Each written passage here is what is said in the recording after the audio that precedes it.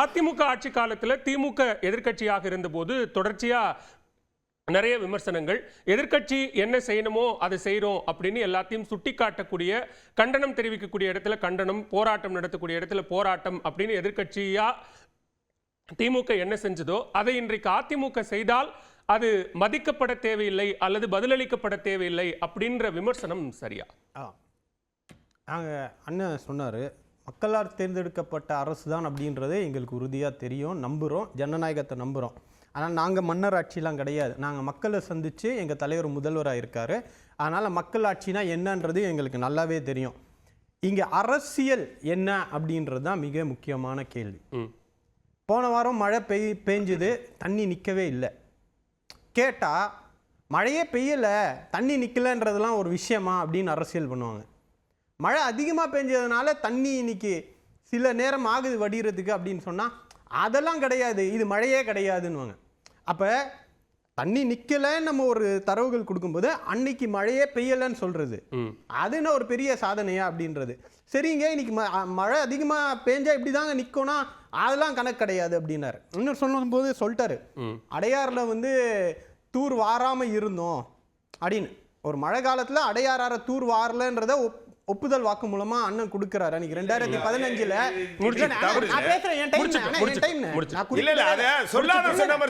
நீங்க சொன்னீங்க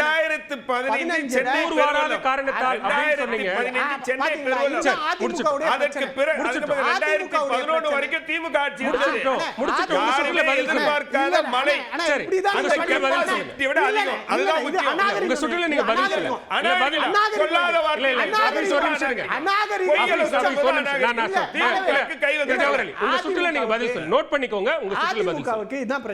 உண்மை மக்களுக்கு போயிடக்கூடாதுன்னு அவர் சொன்னாரு. அந்த நேரத்துல தூர் வாரப்படாம இருந்ததுனாலன்றத அவர் சொன்னதை நான் கோட் பண்ணா நம்ம வரி பதில் சொல்ல முடியாது. நீங்க நோட் ரன்னிங் கமெண்ட்ரி வேண்டாம், நீங்க நோட் பண்ணிக்கோங்க, அடுத்த சுற்றுல பதில் சொல்லுங்க. மக்கள் பாக்குறாங்க, ரன்னிங் கமெண்ட்ரி அடிக்கட்டும், பிரச்சனை கிடையாது. இன்னைக்கு எங்க முதல்வர் பதில் சொல்றாரு அப்படின்னா எங்க முதல்வர் மக்கள் கிட்ட பிராக்டிக்கலா பதில் சொல்றாரு. அதை தான் அவர் சொல்றாரு. செயல்ல நான் பதில் சொல்லிக்கிட்டு இருக்கேன், அதனால எதிர்கட்சி தலைவர் செய்யக்கூடிய அரசியலுக்கு பதில் சொல்ல வேண்டிய விஷயம் இல்லை அப்படின்றாரு. இது அடிப்படையில் ரெண்டு வித்தியாசம் இருக்கு. இப்போ ஓகி புயல் வந்துச்சு, அப்ப நிதி தரல அப்படின்னு அன்னைக்கு அதிமுக ஆட்சியில இருந்த துணை முதலமைச்சர் ஓபிஎஸ் அவர் சட்டமன்றத்தில் சொல்லும் போது எதிர்கட்சியா ஒன்றிய அரசு கடிதம் எழுதுனது அன்னைக்கு எதிர்கட்சி தலைவராக இருந்த எங்க தலைவர். அந்த மாதிரி ஆக்கப்பூர்வமான எதிர்கட்சியா இன்னைக்கு அதிமுக செயல்படுதா? கிடையாது. அதனாலதான் அதை கடந்து போறதுக்கான ஒரு விஷயத்தை முதல்வர் சொல்றாரு. நீங்க தண்ணி வடிஞ்சிச்சு அப்படின்னா மழையே பெய்யலன்னு இயற்கை மேல போடுறதும், தண்ணி மழை அதிகமா பெஞ்சு தண்ணி நின்னா நிர்வாகம் சரியில்லைன்னு சொல்லக்கூடிய எதிர்கட்சிகளை எப்படி நீங்க ஒரே தராசுல வைக்க முடியும்? கேள்விதான். திரு பாலச்சந்திரன் கூட அதை குறிப்பிட்டாங்க.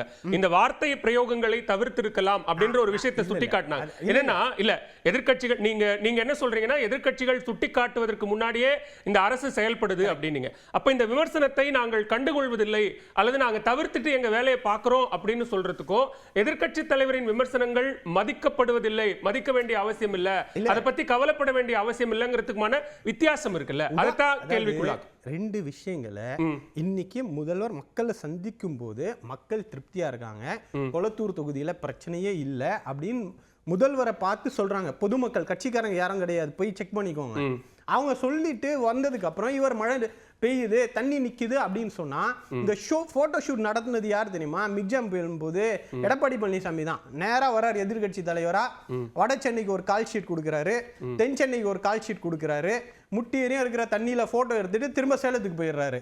அப்ப ஷூட்டிங் பண்றதெல்லாம் அதிமுக தான். நாங்க கடந்த 36 மணி நேரம் 48 மணி நேரம்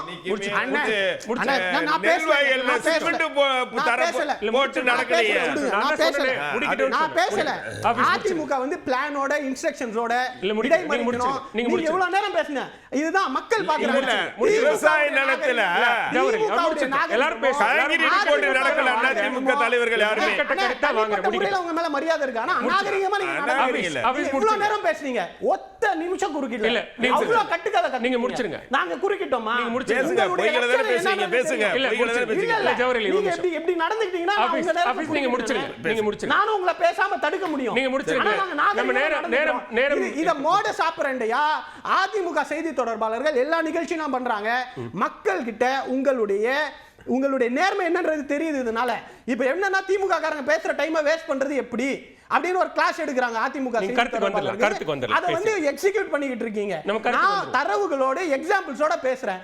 குறுக்கிட்டு உங்க குறிப்பு வச்சுக்கிட்டு உங்க நேரத்துல பேசுங்க. சரி, இது ஒரு பெரிய சாதனை பண்ற விஷயம் கிடையாது. இப்ப களத்துல நாங்க நின்னோம், நாங்க நிக்கிறோம். எங்க முதல்வர் எங்க இருக்காருன்னு தெரியும். கடந்த 24 மணி நேரம் முதல்வர் என்னென்ன பண்ணாருன்னு 1 மணி நேரத்துக்கு ஒரு அப்டேட் இருக்கு.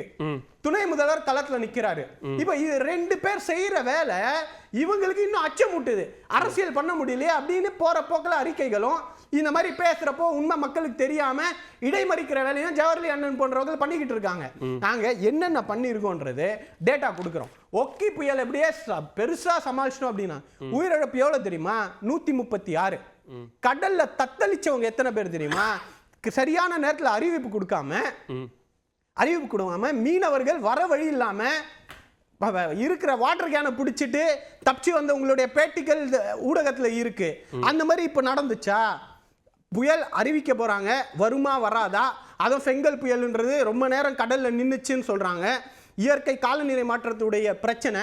ஆனா அப்படி இருந்தும் 4000 மீனவர்கள் புயலுக்கு முன்னாடி கரை திரும்புவதற்காக தமிழ்நாடு அரசு முயற்சி செய்தது. அந்த முயற்சி வெற்றி பெற்றுச்சு. அடுத்தது நாங்க களத்துல இங்க என்ன வேலை பண்ணிருக்கோம் பாருங்க. 48 ட்ரீ கட்டர்ஸ் மரத்தை வெட்டுறதுக்கு, 484 டிராக்டர் பம்புகள், 137 100 HP பம்புகள், 73 அந்த சீவேஜ் சக்ஷன் பெரிய லெவல்ல பண்ணக்கூடிய மிஷின், 22,000 பேர் களத்துல நிக்கிறாங்க. அவங்களோடு முதல்வர், அமைச்சர்கள், கார்பரேஷன்ல இருக்கக்கூடிய மேயர்கள் இருந்தாங்க. ஆனா இவங்க ஆட்சி மாதிரி சைதை துரைசாமி கிட்ட மைக்க நீட்டினா அவர் வைத்திலிங்கத்துக்கு கை காட்டிட்டு போறார். அந்த மாதிரி ஏதாவது நடந்துச்சா? நிக்கிறோம் களத்துல, கேள்வி கேட்டாங்கன்னா ஊடகத்துக்கு பதில் சொல்றோம். நாங்கெல்லாம் யாரும் ஓடி போல. தலைவர் சொன்ன மாதிரி மழைலாம் வடிஞ்ச பின்னாடி டெம்போ டிராவலர்ல வசதியா வந்து மக்களோட நிக்கிறேன்னு சொல்றக்கூடிய ஆட்சி எங்களது அல்ல. ஆபீஸ் சொல்ற நிர்வாக ரீதியா எடுக்கக்கூடிய முன்னெச்சரிக்கை நடவடிக்கையோ அல்லது செய்திருக்கக்கூடிய நடவடிக்கையோ ஓகே. அரசியல் ரீதியாகவே சில விமர்சனங்கள் வருதுன்னா அது அரசியல் ரீதியாகவே எதிர்கொள்றதுலயும் ஏதாவது பிரச்சனை இருக்கா? நாங்க அரசியல் ரீதியா எதிர்கொள்றதுனா களத்துல நிக்கிறோம், மக்களோட பேசுறோம். நீங்க எதிர்கட்சி தலைவர் மூலமாக மக்களை சந்திக்கக்கூடிய இடத்துல நாங்க கிடையாது. நாங்க நேரடியா மக்களை சொல்றோம். பிராக்டிக்கலா பதில் சொல்லிட்டு இருக்காரு.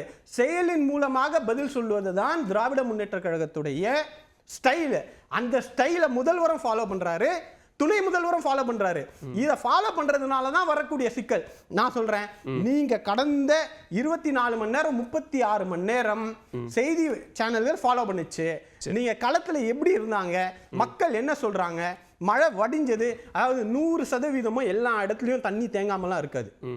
பெரும்பாலான இடங்களில் வழக்கமாக நிற்பதை விட எவ்வளவு விரைவில் மணலில தண்ணி பாயிண்ட் அவுட்டா சொல்லிடுவோம். சில குற்றச்சாட்டுகள் அவரும் முன் வச்சாரு. எதிர்க்கட்சி தலைவருடைய அறிக்கையிலும் இருப்பது சென்னையில மழைநீர் வடிகால் பணிகள் மேற்கொண்டதா சொல்லப்பட்டது ஒரு வெற்றி விளம்பரம். அது வந்து இன்னும் சென்னையில சாலைகள்ல தண்ணி தேங்குது அப்படிங்கிற அந்த குற்றச்சாட்டு. ஒன்னொன்னா நீங்க பதில் சொல்லி. டி நகர்ல இவங்க ஃபுல்லா சப்வே போட்டு இந்த சிட்டி ஸ்மார்ட் சிட்டி வந்த உடனே சிக்கல் நடந்தது அங்கதான். அததான் முதல் ஆட்சியில சரி செஞ்சோம். அப்ப இந்த நகரத்துடைய மாநகரத்துடைய இன்ஃப்ராஸ்ட்ரக்சர்ன்றது எவ்வளவு பிரச்சனைகள் உள்ளாயிருக்கு. இதுக்கு முன்னாடி நீங்க எவ்வளவு போட்டீங்க? 10 வருஷமா வடிகால பத்தி எந்த வேலையும் பார்க்கல. உங்களுக்கு பெரிய மழை வரல. 2015க்கு அப்புறம் தான் இந்த வேலையை பாக்குறீங்க. ஆனா இப்ப 4000 கோடி ஒதுக்கி சென்னை போன்ற கிட்டத்தட்ட இஸ்ரேல் நாட்டுடைய ஜனத்தொகை கொண்ட ஒரு நகரத்திற்கு நாங்க அந்த வேலையை ஆரம்பிக்கும் போது கூடுதலா மெட்ரோ ரயில் ஒர்க் வருது. அது அப்ஜெக்ட் பண்ணுது. அதை டைவர்ட் பண்ணி ரீரூட் பண்ணி அந்த கெனால போட வேண்டிய வேலை இருக்கு.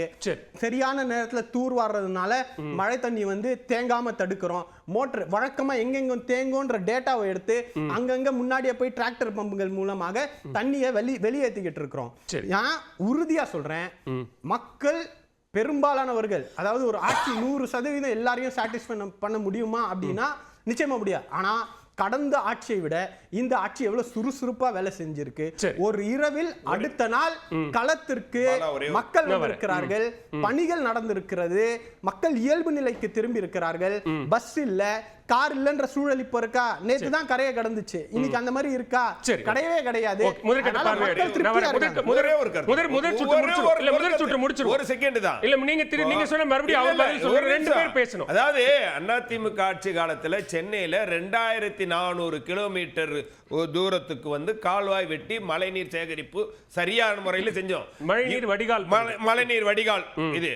ஆனா இவங்க 5161 கோடி ரூபாயை மீண்டும் இதுக்காக ஒதுக்கி அதை கேட்கிற எவ்வளவு தொகை செலவழிச்சீங்க, சரி, பேசுவோம். எத்தனை கிலோமீட்டருக்கு வெட்டினீங்க, அடுத்த ஒரு சுற்றுல வெள்ளை அறிக்கை கொடுக்க முடியுமா? அடுத்த சுற்றுல இரண்டாவது ஒண்ணு முடிச்சிடறேன். இல்ல, நம்ம அடுத்த சுற்றுல பேசுவோம். இந்த ரெண்டு பேர் அரசாங்கம் முதல் எங்களுடைய சுற்றே பொதுச் செயலாளர் எங்கன்னாரு, இன்றைக்கு ஆமா, கூட அப்ப பதில் களத்துல சொல்ல பாருங்க. இருக்காரு. ரெண்டு பேர் பேசணும். விழுப்புரத்துல பேசலாம். மக்களை அடுத்த சுற்றுல சந்திச்சிருக்கிறாரு, விவசாயிகளை இன்னைக்கு சந்திச்சிருக்கிறாரு. அடுத்த சுற்றுல பேசலாம். தொடர்ந்து பேசலாம்.